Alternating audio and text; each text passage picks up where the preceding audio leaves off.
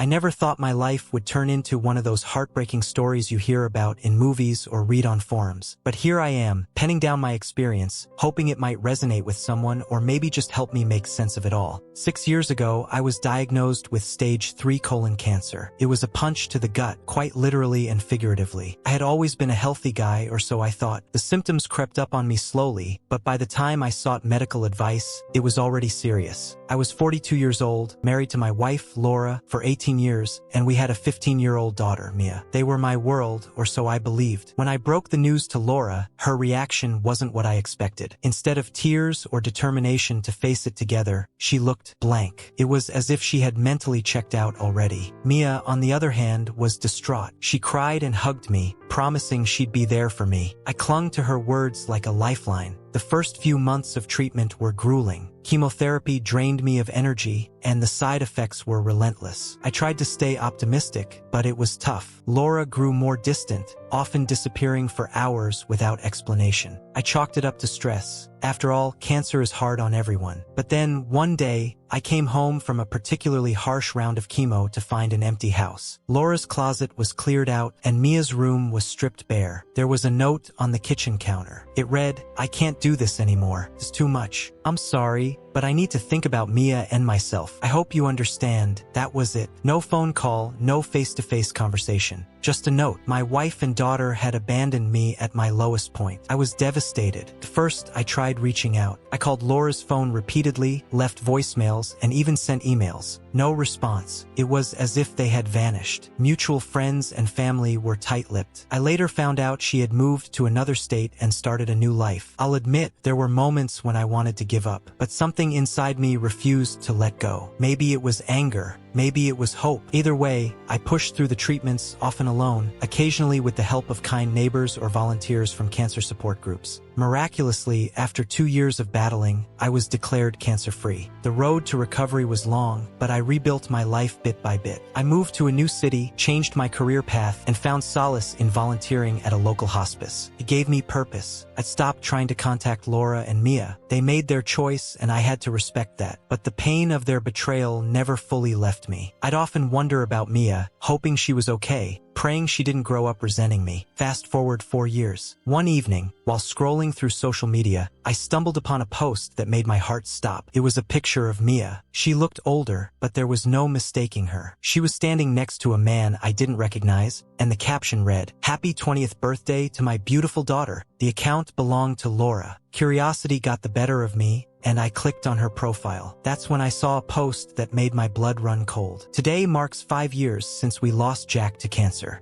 He fought hard, but it wasn't enough. Rest in peace, my love. They thought I was dead. I wrestled with what to do. Should I reach out? Should I let them live their lives? In the end, I couldn't stay silent. I sent Laura a message. It was simple. "I'm alive." The response was almost immediate. She asked if it was some kind of cruel joke. When I assured her it wasn't, she demanded to meet.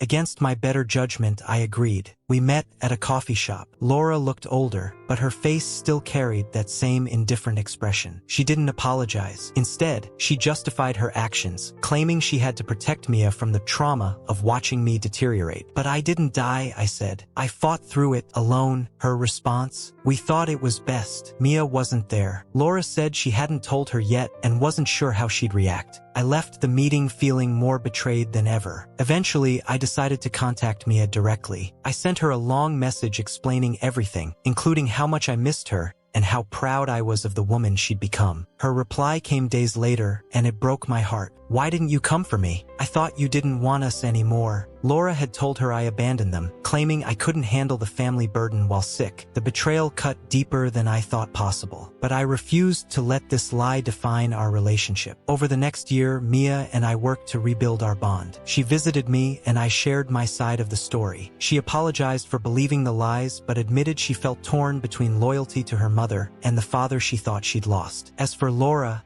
I've kept my distance. Some bridges aren't worth rebuilding, but I've found peace in knowing that Mia and I have a second chance. Life has a way of surprising you, both with its cruelty and its kindness. Being abandoned during my cancer battle was a pain I wouldn't wish on anyone, but reconnecting with my daughter has been a gift beyond measure.